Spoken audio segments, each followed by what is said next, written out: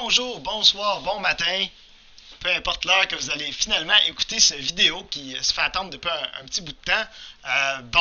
J'ai eu quelques petits problèmes techniques, prise 2. Apparemment que les stylos avec les tablettes Wacom, là, en fait toutes les sortes de stylos, si tu appuies sur ton écran pour dessiner, puis que tu appuies longtemps, ça fait apparaître un menu contextuel. C'est super le fun pour dessiner. Puis c'est un setting enterré profondément dans Windows, bien entendu, qui met à on par défaut. Fait que ça fait que dessiner, c'est jamais pratique whatsoever avec un stylo quand tu l'installes. Des fois, là, je comprends vraiment pas comment ils ont pensé leur utilisabilité. J'ai comme l'impression qu'ils n'ont pas de bêta-testeur, ou ils les écoutent pas, ou je sais pas. Okay? Donc là, pour finalement faire cette vidéo, je peux finalement dessiner. Vous allez voir ma grande habileté à dessiner avec une tablette Wacom qui va être absolument horrible, mais au moins qui va se passer sans encombre. Et je vais pouvoir vous donner des bonnes explications sur le devoir 1. Alors, ce qu'on va faire ensemble, pour que vous soyez au courant de toutes les parties du devoir et comment est-ce qu'elles interagissent, on va faire le chemin que devra suivre une chaîne de caractères qui a été tapée dans un ordinateur et jusqu'à ce qu'elle s'affiche dans l'autre ordinateur. Donc, il y aura communication over the cable entre les deux ordinateurs virtuels, bien entendu. Okay? Et ça devrait vous faire un tour de toutes les parties du devoir. Je vais aussi vous introduire quelques notions et en réitérer d'autres en termes de la séparation des soucis et des responsabilités entre les applications et le système d'exploitation. Donc, il y a quand même un certain nombre de notions importantes qui reviennent de façon très concrète dans ce devoir-là. Alors, je vais me faire un plaisir de les écrire en gros rouge qui tache sur mon beau dessin. Donc, je me suis préparé un petit canevas pour vous illustrer tout ça. Alors, tout d'abord, nous avons l'ordinateur numéro A, si je peux trouver le stylo. Alors, l'ordinateur A ici, que vous pouvez voir ici, si je peux. Oui. Donc, ordinateur A et ordinateur B. Ordinateur, réponds-moi. Ordinateur B. OK. Donc, ces deux joyeux ordinateurs-là sont vos machines virtuelles que vous allez démarrer dans VMware. Il y en a une qui c'est IFT 320-1, l'autre c'est IFT 320-2. OK? Elles sont reliées par un câble série nul modem, ici, ou du moins une représentation virtuelle du câble série nul modem, qui se trouve à être essentiellement une configuration dans VMware. Et un câble nul modem, c'est un câble pour lequel on a croisé l'entrée et la sortie. Donc, l'input d'un va dans l'output de l'autre et vice-versa. Okay? Et ça veut dire que dans VMware, les deux machines sont configurées directement. Donc, il faut vraiment avoir démarré les deux machines différentes pour qu'elles communiquent. Et elles communiquent à travers un pipe sur Windows. Okay? C'est juste un service logiciel que tu peux demander à Windows pour transférer des données. Donc, c'est comme ça que c'est simulé. Donc, voilà. Dans chacune des deux machines s'exécute une certaine quantité de code. Le code est divisé en deux parties importantes, quoique ça peut vous apparaître relativement subtil quand vous regardez le code du devoir. Il y a une application qui va utiliser votre ligne série et il y a un pilote qui va implanter les services que le système d'exploitation offre pour le périphérique qu'est la ligne série. Okay? Donc, il va offrir des services de lecture et écriture sur la ligne série. Il y a aussi un autre service qui offre qui est Open, qui essentiellement vous permet d'obtenir accès à la ligne série. Dans votre cas, le Open va servir à configurer la ligne série avec la vitesse et compagnie. Okay? Donc, c'est pas tout à fait la façon appropriée en réalité, mais c'est pas grave. Dans ce devoir-là, vous pouvez le faire comme ça. Donc, en réalité, les morceaux de code qui vont nous intéresser vraiment, il y en a deux qui se trouvent dans chat.c. Chat.c étant votre application. Okay? Donc, le programme qui utilise la ligne série, qui sert juste essentiellement à lire ce que l'utilisateur tapoche au clavier et à transférer ça sur la ligne série en vue d'être affiché sur l'autre machine, directement avec printf. Okay? Donc, je vous ai réduit les deux boucles, la boucle writer et la boucle reader, à leur plus simple expression ici. Okay? Donc, j'ai celle-là et je commence à devenir meilleur déjà. J'ai celle-là ici. Okay? Donc, ces deux choses-là sont essentiellement le contenu de chat.c. Là, j'ai enlevé des paramètres pour que ça fitte bien, puis bon, j'ai simplifié des conditions. Mais essentiellement, à l'infini, tout ce qu'on fait du côté de writer, je vais amener mon petit pointeur ici, okay, c'est getLine. GetLine, c'est une lecture au clavier. Okay? Donc, c'est l'équivalent d'un cin, okay, pour les intimes. Oh, il faut que je vous mentionne. Ce devoir-là va être codé entièrement en C. Exclamation, exclamation, exclamation. Et tabarouette. Ouais, c'est un défi de proprioception, cette chose-là. OK, ceux d'entre vous qui ont un cinquième sens qui est la proprioception, soit en dit en passant, sont probablement avantageux. Donc, c'est en C, pas en C++. Attention, il y a des différences importantes. Si jamais vous ne les connaissez pas, vous avez des problèmes avec ça, ça serait le temps de me lâcher un courrier ou de me parler. Okay? Il y a des différences subtiles qui sont fatigantes un petit peu, okay? Qui peuvent vous donner du fil à retordre. Entre autres, quand vous allez vouloir tester votre buffer, il faut s'assurer, si vous le testez à l'extérieur du contexte de la ligne série, ce qui est très recommandé, de faire un projet en C, pas en C++. Okay? Quand vous allez y aller dans Visual Studio ou dans CodeBlocks même, okay? Vous choisissez un projet en C. Voilà. Donc, il y a des différences syntaxiques importantes et de fonctionnalités. Entre autres, il n'y a pas de référence. Il n'y a que des pointeurs. Alors, watch out. Vous allez devoir dépoussiérer vos pointeurs. Bon, donc writer, qu'est-ce que ça fait? Bien, ça va faire un getLine, donc ça obtient comme un cin une ligne de caractère au clavier, et ça met ça dans wline. Wline ici que j'ai illustré comme étant un tableau. Okay? Et ensuite de ça, ça fait write, donc ça repasse wline comme paramètre à une autre fonction qui s'appelle write. Puis là, elle est un peu mystérieuse celle-là. Alors, ce que je vais faire, c'est que je vais... puis ensuite de ça, vous avez l'autre côté, je vais vous en parler d'abord, où vous avez le lecteur perpétuel, que essentiellement tout ce qu'il fait, c'est qu'il va demander une lecture, ça c'est une lecture sur la ligne série, puis il va mettre le résultat dans airline. Okay? Puis une fois qu'il a mis le résultat dans airline, il fait un printf de airline. Okay? Donc ça va s'afficher à l'écran. C'est aussi simple que ça. Donc d'un côté, il y en a un qui lit au clavier continuellement, puis à toutes les fois il obtient quelque chose au clavier, il l'écrit sur la ligne série. Et du côté de la réception, il lit continuellement sur la ligne série et quand il a reçu une réponse, il va écrire le résultat au clavier. Okay? Donc ici, ce qui va arriver, si on tape des caractères au clavier, donc j'ai un beau morceau de hardware qui est illustré ici, qui est mon clavier. Alors disons que je tape quelque chose de sympathique au clavier, si je peux ajuster mon stylo à la bonne place. Ok, disons que je tape Hello. Ok. Donc, si je tape Allo, ça va partir du clavier ici, puis ça va faire son petit bonhomme de chemin jusqu'au résultat de wline, ce qui implique ici que ça va être écrit dans la chaîne de caractères qui est wline. Donc, les 4 caractères vont être transférés. En fait, il y aura probablement un saut de ligne aussi, là, à L, L, O, puis un beau backslash N. OK? Bon, je ne vous le mettrai pas parce que c'est juste plus lettre de même. OK? Donc, votre Allo, qui est 4 caractères ASCII, va se retrouver dans le paramètre qui s'appelle wline. OK? Donc, ça, c'est des variables. wline est déclaré du côté du programme chat, du programme d'application. OK? Bon. Ensuite de ça, le programme d'application, ce qu'il va faire, c'est une demande de write. Write, qu'est-ce que c'est? Ce n'est pas une fonction qui est fournie avec chat.c. C'est une fonction qui est fournie par votre pilote, en fait. Okay? Donc, à l'intérieur de write, ce qui va arriver, c'est qu'il va y avoir un appel système qui va se dérouler. Et cet appel système-là va basculer le contrôle, okay? Donc va faire un branchement à la routine d'interruption des appels système. Puis dans la routine d'interruption des appels système, on va se rendre compte que vous essayez de faire un appel système write. Puis à ce moment-là, on va regarder pour quel périphérique vous voulez faire l'écriture. Normalement, il y a un paramètre qui dit c'est quoi le périphérique. Là, je ne l'ai pas mis ici. Okay? Et on va se rendre compte que c'est le périphérique qui est le pass série. Et à ce moment-là, on va brancher au code de votre pilote que vous avez enregistré comme responsable de ce matériel-là. Donc Linux, il fait une espèce de détour. Là. Okay? Donc il se charge de gérer les diverses demandes d'appel système.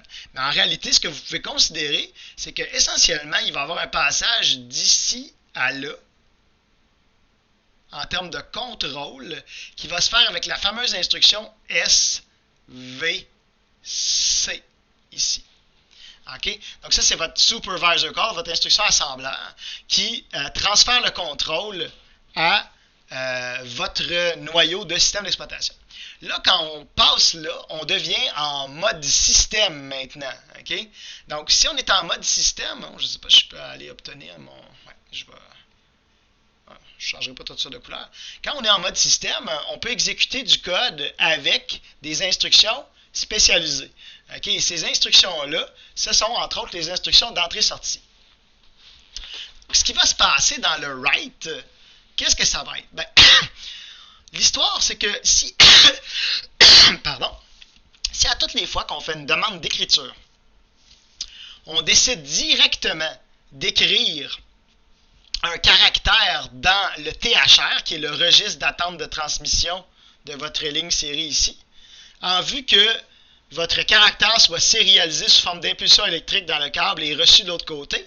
Le problème, c'est qu'on ne peut pas le faire à la cadence que la ligne série est capable de le faire, qui est très très faible, genre 9600 baud ou 115 200 au mieux, des bauds des bits par seconde. Donc c'est une fréquence de quelque chose comme 10 kHz, là, complètement ridicule. Okay? Alors vous ne pouvez pas vraiment faire ça parce qu'il va falloir que vous attendiez que le registre THR soit prêt à recevoir de la nouvelle information. Puis la seule façon que vous auriez de faire ça, en théorie, à la base, ce serait de vérifier son état régulièrement jusqu'à temps que vous vous rendiez compte qu'il est prêt. OK? Donc ça, c'est pas une bonne chose à faire. Là, vous allez dire, on pourrait retourner le contrôle à l'utilisateur par ici. OK? Donc on pourrait rebrancher à la suite du programme Writer.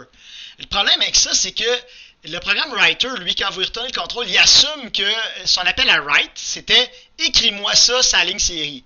Puis après ça, moi, je pense que c'est fini, fait que je fais un getLine, je le ramasse du clavier, puis j'écrase par-dessus ce que j'avais avant. Donc, les prochains caractères vont écraser ça. Fait que si ils n'ont pas été transférés sur la ligne série, puis que tu retournes le contrôle, tu n'as pas répondu à sa demande. OK? Puis là, lui, il assume que la demande a été complétée, puis il écrapouille ses caractères. Okay? Donc, le programme d'application, lui, il agit de façon synchrone. Okay? La ligne de code qu'il y a ici, okay, avant cette ligne de code-là, il n'y avait pas de caractères d'envoyer. Après cette ligne de code-là, il assume qu'ils sont tous envoyés. Okay? Donc, ça veut dire qu'il devrait avoir une certaine forme d'attente ici, telle que le programme utilisateur, l'application, ne reprend pas le contrôle tant que les caractères n'ont pas tous été transférés. Mais là, vous ne voulez pas que ça soit de l'attente active. C'est ça la clé de la chose. Okay? Donc, de l'attente active, ce serait de vérifier, es-tu prêt, es-tu prêt, es-tu prêt, es-tu prêt, es-tu prêt en boucle ici, es-tu prêt, es-tu prêt, es-tu prêt, c'est une chose que je peux faire CTRL-Z, là, pour effacer ça. Okay? Donc, c'est de faire ça sans arrêt, puis de gaspiller tout le temps possible de l'UCT. Okay? Puis ça ne nous permettrait certainement pas de parallèlement faire des lectures. Okay? Puis là, votre logiciel est capable de faire les deux choses en même temps. Okay? Parce qu'il y a deux fils d'exécution parallèles. Puis il y a d'autres choses à faire à Linux aussi, que d'attendre après la ligne série. Donc, ce serait une mauvaise pratique de faire ça. Alors, ce qu'on va faire, essentiellement, c'est qu'on va utiliser ce qu'on appelle un tampon. Donc, c'est là l'histoire du ring buffer. Buffer, ça veut dire tampon. Un tampon, ça sert à absorber. C'est carrément ça. Un tampon, ça absorbe. Il y a toutes sortes de formes de tampons. Okay? Donc, les tampons absorbe les différences de vitesse en informatique, habituellement. Okay? Les différences de vitesse entre les processus producteurs et les processus consommateurs. Là, le processus producteur, okay, la chose qui produit des caractères d'un coup, c'est votre application chat.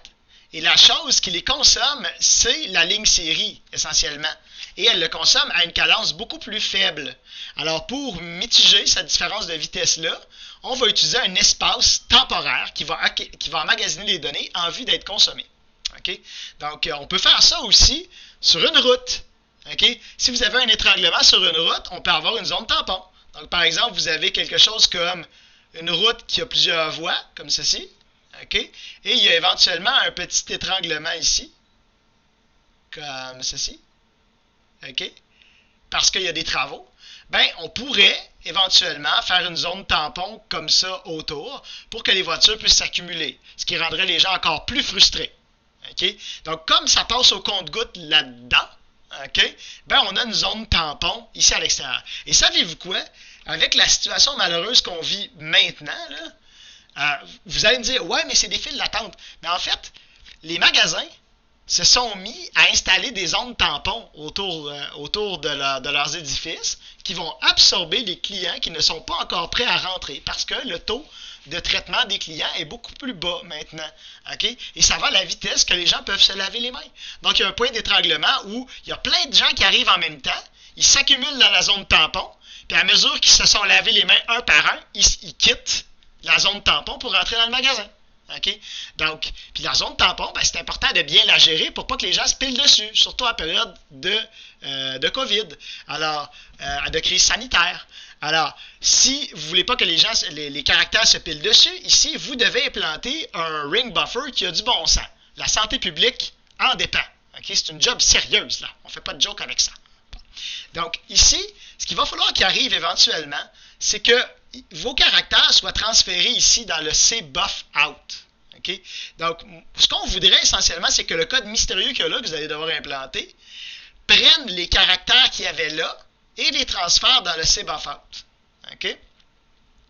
Donc, on voudrait, c'est la responsabilité de ce code-là, de faire, je prends les caractères qu'il y a ici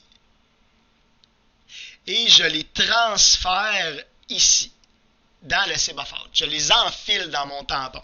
Donc ça, c'est le système d'exploitation qui va faire ça à l'aide de votre pilote.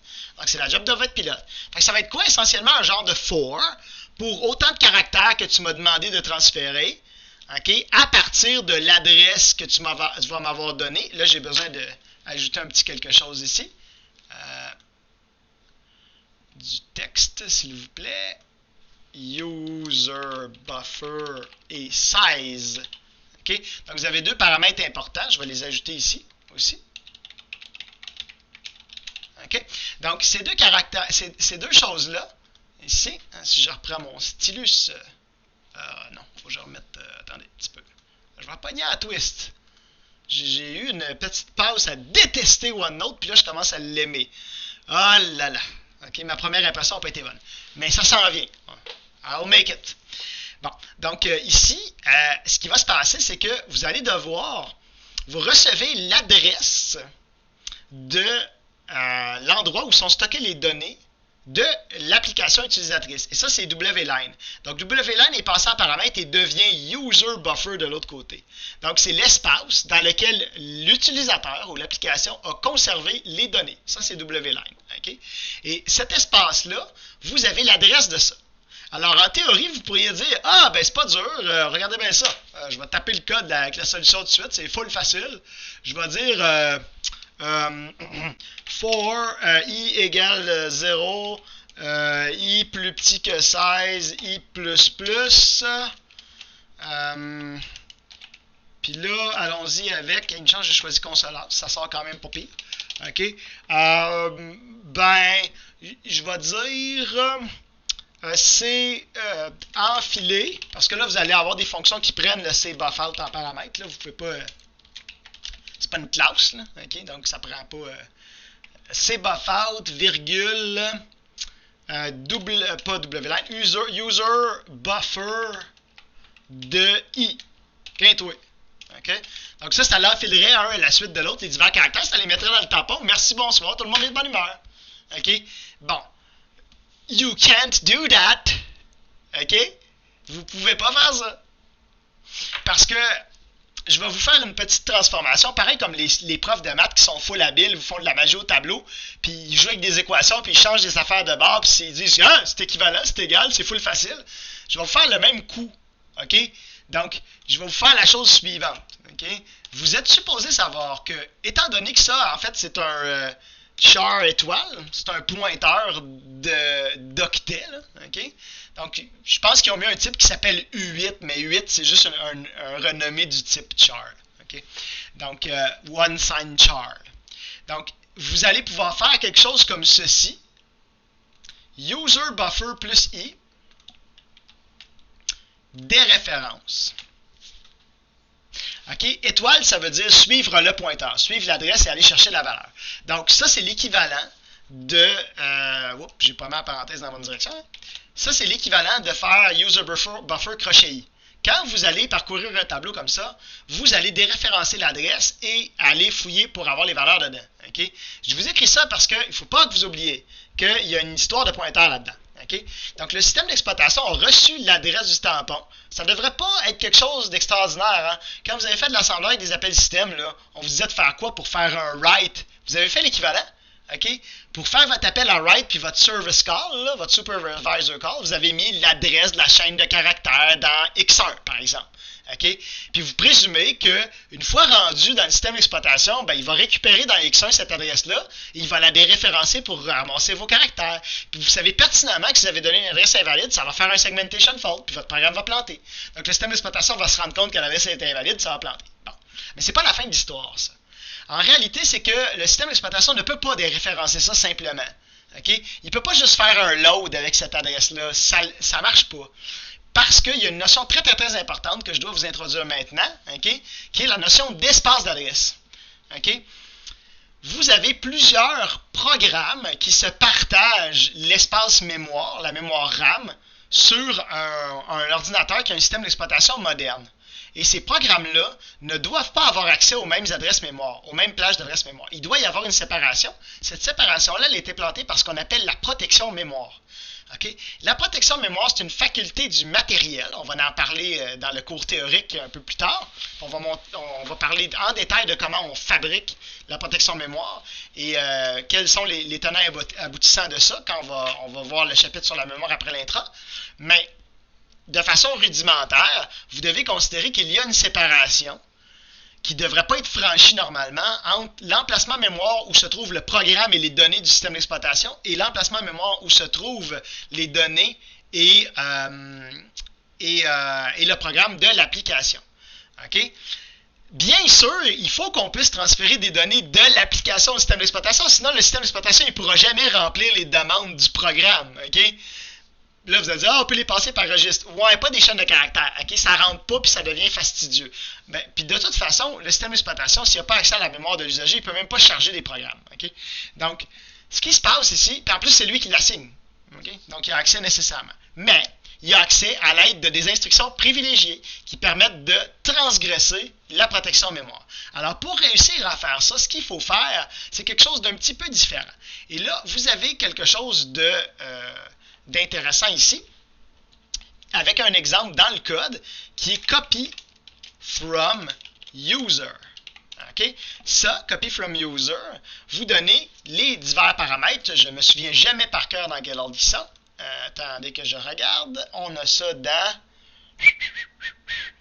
OK. Si je peux rapetisser mes affaires, je vais le trouver. Ah, voilà. Regardez, vous avez un exemple directement dans les commentaires ici. Vous devriez faire quelque chose du genre. Ah ben, OK, d'abord, je vais faire ça. OK, mais là, on va vous expliquer à quoi ça sert. OK? Là, j'espère qu'il va accepter mon copy-paste. Bien sûr que non, il remet toujours la fonte par défaut. C'est super gentil. Je t'adore. Ouais, fonte, il faut que j'aille dans l'autre tab. Mets-toi en 12 points, en 10 points. Non, en 12 points, en 14 points. Je sais pas. Non, en 16 points. Si seulement tu pouvais paster comme je t'ai dit, ça serait-tu cool? Bon, vous allez faire quelque chose comme ça. Cool! Ah, mais c'est quoi ça? OK. Copy from user, ça prend un premier paramètre qui est la destination. Où est-ce que tu vas écrire le résultat? Puis là, on a donné l'adresse d'un truc qui s'appelle byte. OK? Byte, c'est un octet, puis probablement qu'on l'a déclaré comme ceci. Tout bêtement. OK? Donc, c'est un octet. Bien, on a réservé de la mémoire pour, puis on donne l'adresse de ça. OK? Puis c'est un espace temporaire, dans le fond, dans lequel on va mettre notre caractère. Donc, ici, vous dites user buffer. Donc, ça, c'est l'adresse du côté de l'utilisateur, de l'application. Et ici, on a fait plus i, justement, pour faire avancer dans nos adresses, pour aller le A, ensuite le L, ensuite le O, etc.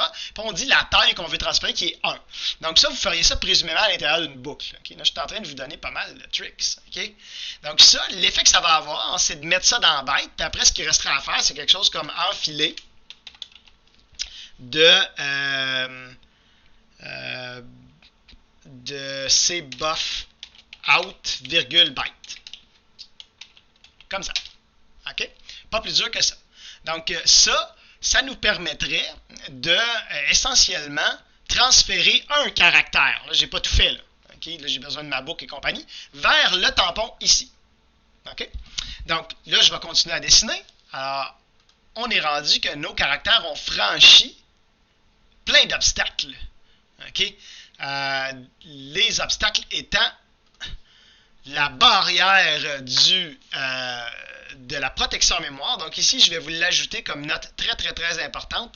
Cette barrière-là ici, OK, qui sépare ces deux côtés-là, c'est la protection. Oh boy. On va faire un petit meilleur lettrage que ça. Je suis capable. I'll do it.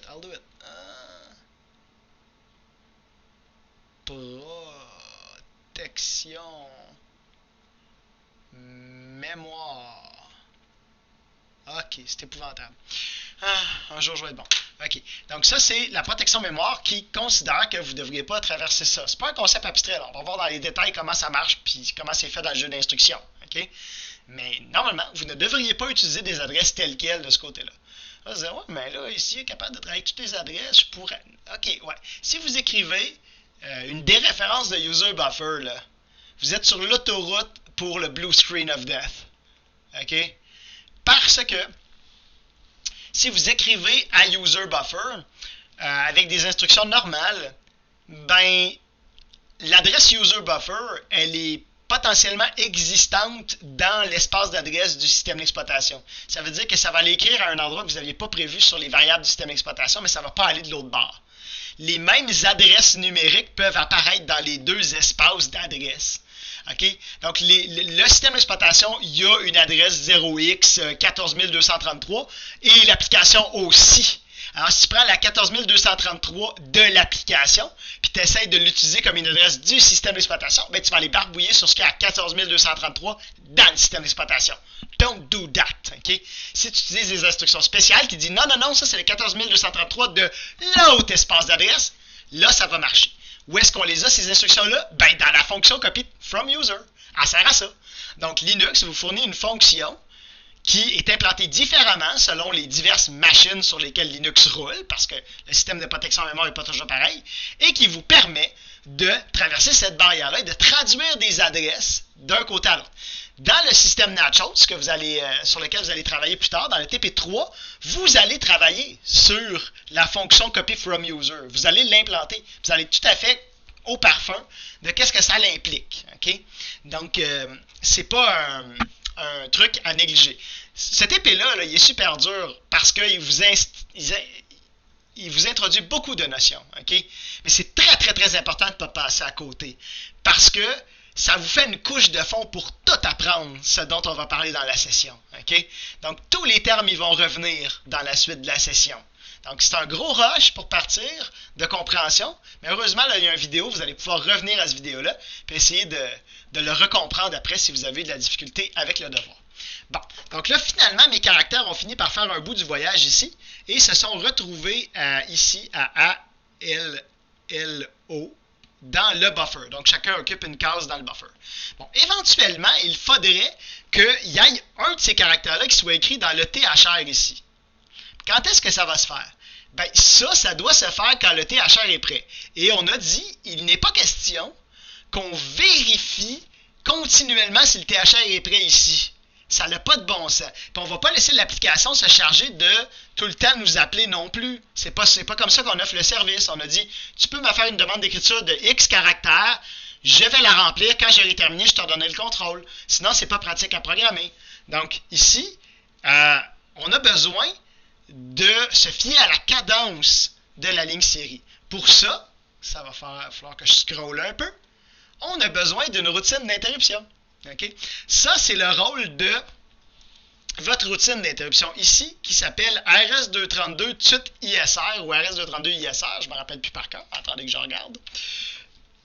Elle se trouve ici. Okay? La routine exécutée lors d'une interruption. C'est-tu assez clair? J'espère. Okay? C'est votre routine d'interruption. ISR, ça veut dire Interrupt Service Routine. Okay? Qu'est-ce que ça reçoit? Plein d'affaires qui ne nous intéressent pas. Okay? C'est des affaires qui intéressent surtout Linux, très honnêtement. Okay? Puis là-dedans, vous avez déjà le diagnostic d'interruption de fait et la vérification à savoir si on a plusieurs interruptions qui sont survenues en même temps. Donc, cette chose-là, vous avez déjà fait. Puis ça va vous faire tomber dans un des deux cas intéressants ici, qui sont j'ai obtenu le signal d'interruption pour raison de données disponibles dans le RBR ou j'ai obtenu le signal pour raison de THR vide. THR vide, ça veut dire la dernière fois que tu m'as demandé de transférer une donnée avec le THR, okay, sur la ligne série, j'ai fini de faire la tâche que tu m'as demandé. Je suis donc prêt d'en recevoir un nouveau. Okay? Donc là, ce qui va arriver, c'est que présumément, éventuellement, votre interruption THR vide va survenir. Okay? Donc là-dedans, dans le case MTTHR, okay, vous pouvez dire que la routine d'interruption, donc il va y avoir un signalement ici, via la ligne d'interruption, qui va vous forcer un branchement ici. Donc le contrôleur RS232 va signaler une interruption et forcer le branchement ici. Donc ça, c'est une interruption.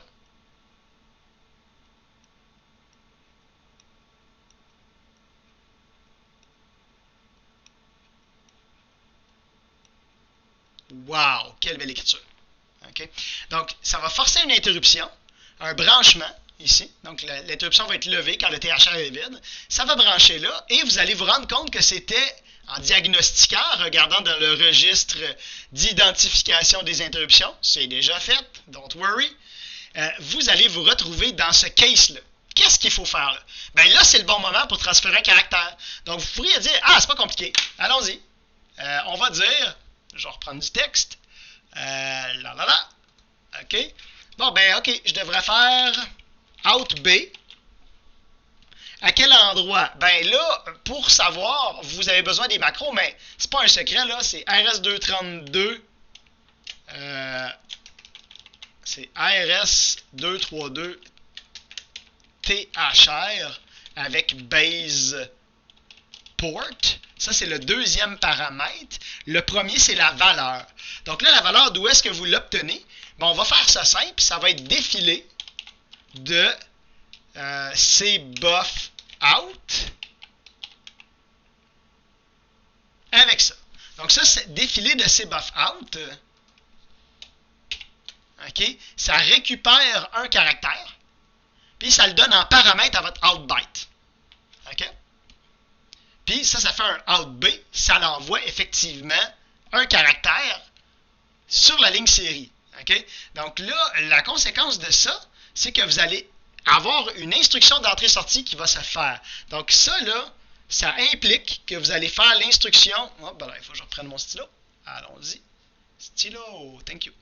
Donc, ça veut dire que vous allez avoir une instruction ici. Ça cause nécessairement une instruction out. Okay? L'instruction privilégiée spéciale.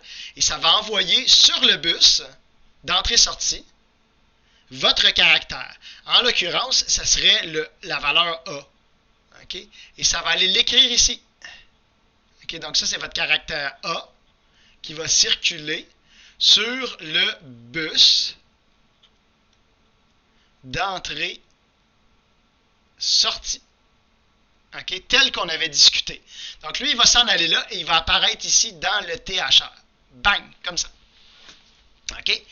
Là, ce qui va se produire ensuite, c'est que la job du contrôleur de ligne série, c'est de prendre ce qu'il y a dans le THR et de produire des impulsions électriques avec pour l'envoyer sur la ligne série. Puis la job en lecture, c'est de faire le contraire, d'interpréter les impulsions électriques pour reconstituer une donnée dans le RBR. Donc là, il y a de la magie qui se passe avec le matériel, puis ça fait du code morse, là, blip, blip, blip, blip, blip, blip, blip, blip, blip, blip, blip, blip, blip, impulsion électrique, OK? Puis éventuellement, ça arrive ici. Toung! J'ai reçu A. Yeah! Là, vous avez effectivement eu un transfert qui s'est fait entre les deux machines. Qu'est-ce que ça va être la conséquence de ce transfert-là? Bien, immédiatement, ça va lever une interruption, qui est l'interruption « j'ai des données qui sont arrivées ». Donc, via la ligne d'interruption ici, vous allez avoir un branchement à la routine d'interruption. Donc, ça, c'est une interruption qui va causer ça. Je vais replacer mon stylo comme du monde. Interruption. Vous m'excuserez de le faire court en anglais, là. OK? Parce que vous ne voulez pas que je rajoute des lettres, ça va être encore pire. Okay? Donc, ça va faire une interruption, puis ça va tomber dans le data avail. Okay? Donc, dans le case où j'ai reçu des données. Qu'est-ce qu'on fait à ce moment-là? Puis on va aller lire ce qu'il y a dans le RBR. OK? Donc là, ici, on voudrait lire ce qu'il y a dans le RBR et la job qu'on va avoir à faire, c'est OK, là, j'ai reçu un caractère. Mais ça ne veut pas dire qu'il a été demandé en lecture. OK? Ça se peut que l'application de l'autre côté, elle ne les demande pas. Malgré le fait que présentement, c'est une boucle infinie qui demande des caractères. Là. OK? Présentement, ça se pourrait qu'il ne demande pas. OK? Donc là, la cadence à laquelle les caractères arrivent peut être différente de la cadence à laquelle ils sont réclamés par l'application. Donc, il faut proprement faire notre implémentation de notre service, tout simplement en mettant les caractères dans un tampon. Donc, le code qui va aller là va être, rudimentairement parlant, quelque chose comme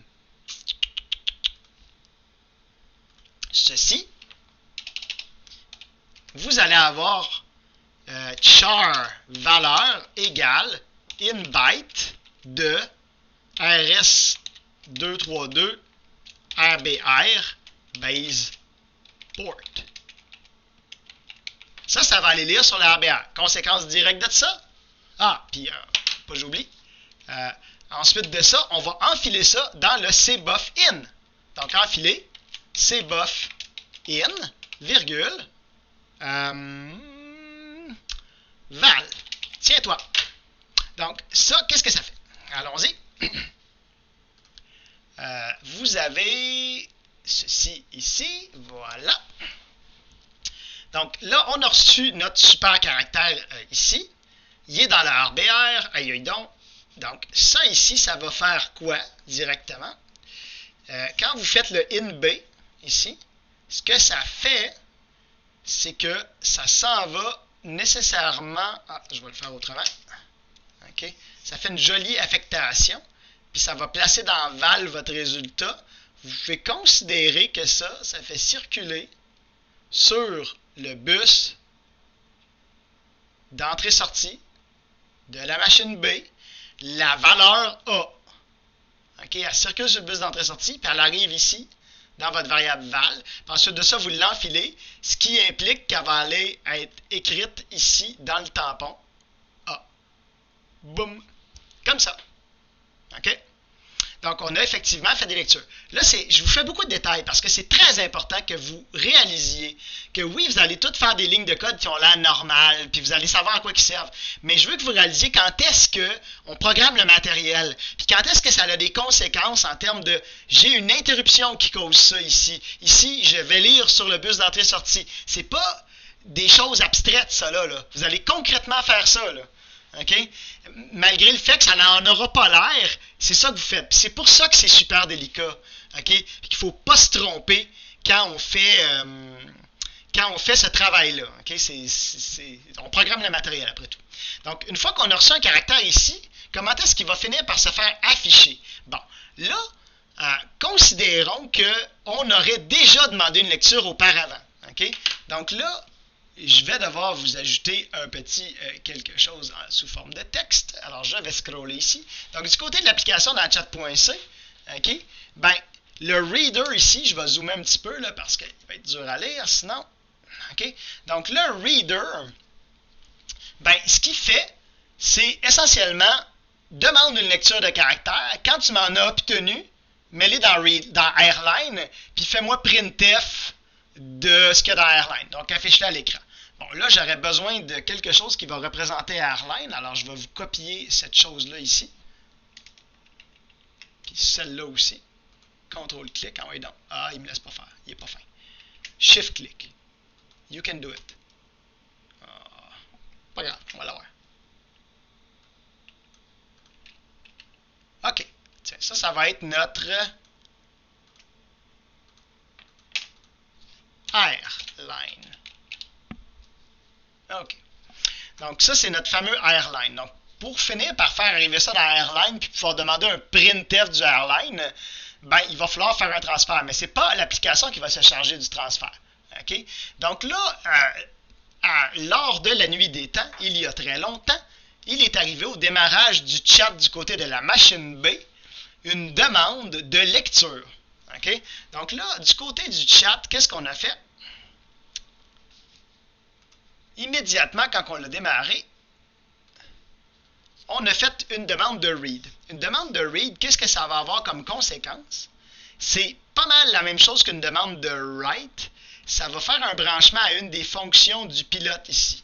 Puis pour faire ça, vous allez avoir fait un supervisor call. Donc ça aussi, c'est un appel système. Ça force un branchement à cette fonction-là et ça change le mode d'exécution. Maintenant, on est dans le système d'exploitation. OK? Et là, la responsabilité du read, c'est quoi? Ben, ce qui arrive, c'est qu'il n'y a probablement pas encore de caractère dans le tampon quand on l'a démarré. Donc ça se produit, attendez un petit peu, au début, avant même le premier write. Pourquoi? Parce que ça, c'est la minute que le logiciel y part. Puis de l'autre côté, le premier write, il va avoir lieu après qu'on ait réussi à obtenir de quoi au clavier. Puis ça prend une personne qui tape au clavier. C'est bien trop lent. Okay? Donc ça va avoir lieu. Il y a belle lurette, là. Donc les caractères ont déjà été demandés, mais ne sont pas arrivés. Il n'y a rien dans le tampon. Donc ça implique que il faudrait que le read y attende après les caractères. Parce que là, si vous retournez le contrôle ici sans avoir obtenu de caractères, ben, vous allez vous retrouver que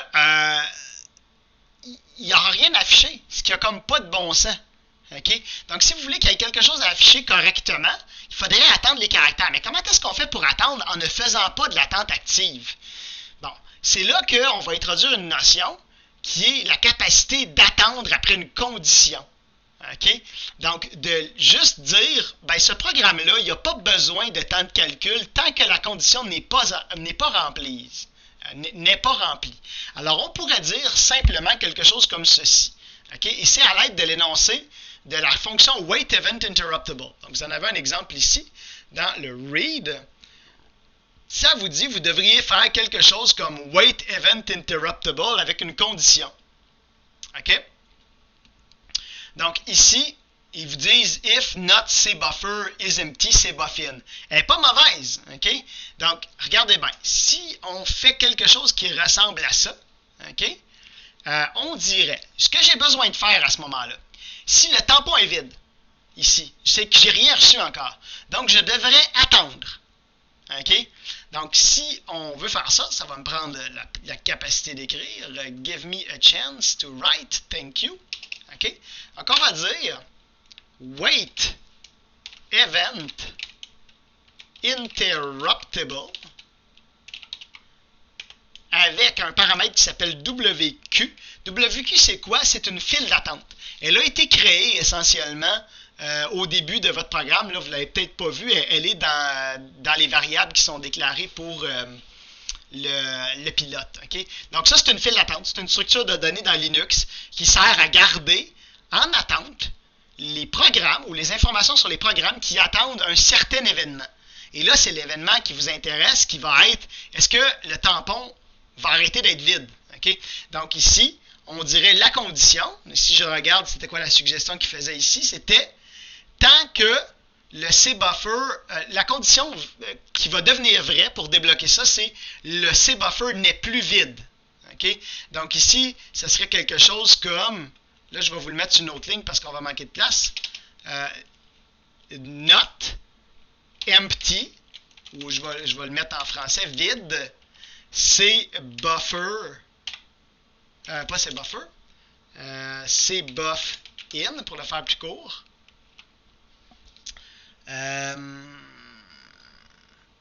Ouais, c'est ça. C'est moins verbeux ma version. Alors je vais vous le mettre carrément sur la même ligne, ça va fitter. Oups. Ah, il fait-moi de la place, buddy. Allez. Extension. Good. OK. Ah non, t'es pas fin. Ah oui. OK, cool. Donc ici, on va faire une attente. Donc ça, ce que ça fait, c'est que ça dit, OK, moi, j'ai plus besoin de temps de calcul. Fait que toi, Linux, tu peux faire d'autres choses. OK? Puis, tu n'as pas d'affaire à retourner le compteur ordinal vis-à-vis le code qui suit ça, tant que cette condition-là, elle n'est pas vraie. OK? Là, qu'est-ce qui va rendre la condition vraie? Bien, logiquement, ce qui va rendre la condition vraie, c'est que le buffer ait changé d'état. Qu'est-ce qui détermine que le buffer a changé d'état? Ben, c'est ce code-là ici. Donc, quand il y a une interruption, vous prenez un vrai caractère que vous avez reçu sur la ligne, vous le mettez dans le buffer, puis le buffer, il est plus vide. OK? Donc, quand il est plus vide et que vous le savez pertinemment qu'il est plus vide, c'est le temps de dire wake up interruptible avec votre file d'attente. Donc, tous ceux qui attendaient pour cet événement-là dans la file d'attente, réveillez-vous, ding dong, les cloches sonnent. OK? Donc, ça, c'est ce que vous devriez faire. Une fois que vous êtes réveillé, vous savez qu'il y a quelque chose dans le tampon. Alors, qu'est-ce que vous pouvez faire? Bien, vous pouvez dire quelque chose comme ceci. Vous pouvez dire char byte égale défilé de cbuff in. OK? Ça va récupérer un octet. Et là, vous ne pouvez pas écrire ça dans le user buffer que je vous vois et vous autres faire une affaire du genre. Là. Ça, c'est la ligne de code la plus dangereuse à écrire. Please don't do that. S'il vous plaît, à genoux, faites pas ça. Dites quelque chose comme user buffer crochet i ou crochet 0 là, est égal à byte. Si vous faites ça, blue screen of death. Freeze la machine, reboot peut-être même pas. OK? Parce que vous allez écrire dans les variables du système d'exploitation un endroit imprévu. Parce que cette adresse-là n'est pas une adresse valide dans le système d'exploitation. N'est pas une adresse que vous devriez utiliser. C'est une adresse de l'application. Il faut donc la traduire à l'aide de, dans cette situation-là, copy to user. Et là, si je veux, le premier caractère, ce serait user buffer de 0. Donc, user buffer. Mais c'est pas la destination. C'est la destination. Ça, c'est l'endroit où on va écrire. Donc, c'est toujours destination en premier, source en deuxième. Donc, ici, la source va être byte. La valeur de byte. Et là, j'ai pas besoin de faire adresse de quoi que ce soit. Ici, j'avais besoin d'une adresse dans le copy from user parce que je prenais un caractère et je voulais l'écrire en quelque part. Ça prend donc l'adresse de l'endroit où je vais l'écrire.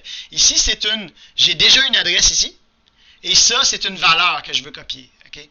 Donc, dans ce cas-là, il n'y a pas de problème avec ça. Okay? Donc, là, j'aurais transféré un seul caractère. Donc, je dirais virgule 1. Comme ça. OK? Et ça aurait retourné un caractère.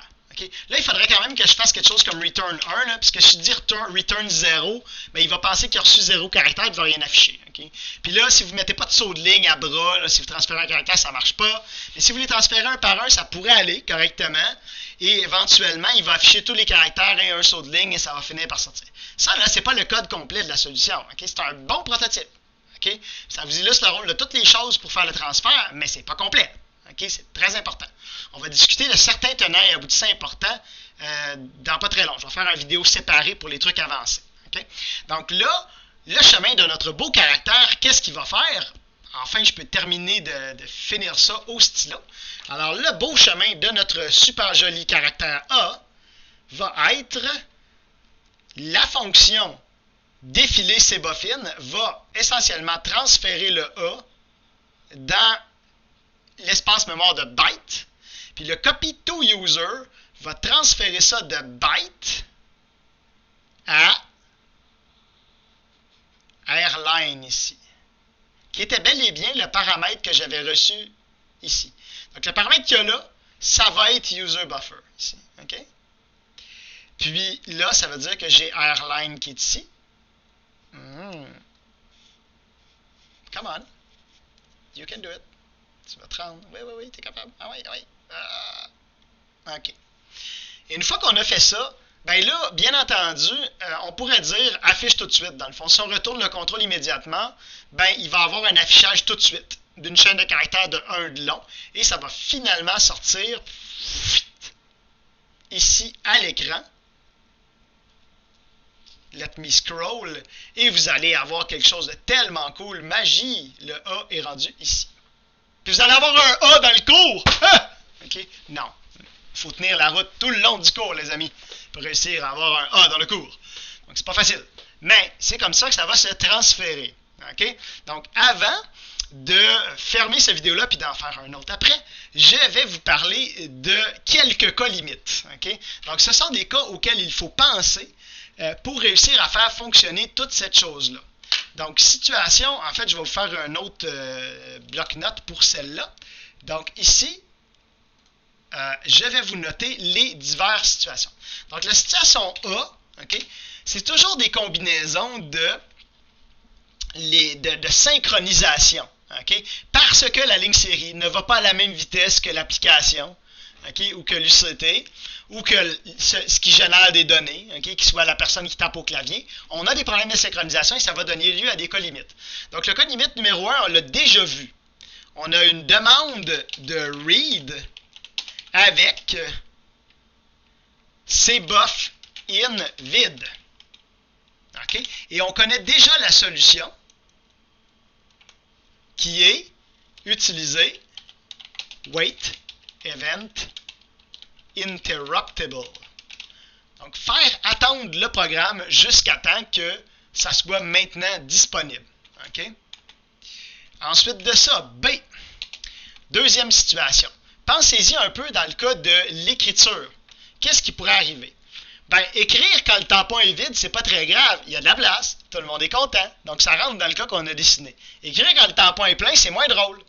Donc, demande de write avec cbuff out plein.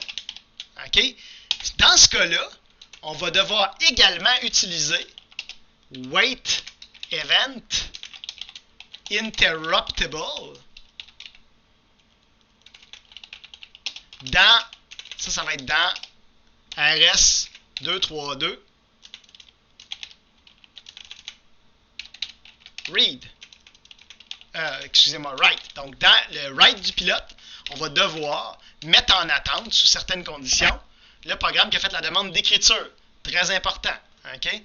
Et ici, ça va être dans RS232 read. Okay? Qu'on va avoir ça. On l'a déjà fait. Okay? Les deux derniers cas sont plus gênants. Puis ça va faire l'objet de mon prochain vidéo qui va être pas mal plus court. Donc, il se pourrait qu'on ait un problème quand le cbuff out, il est vide.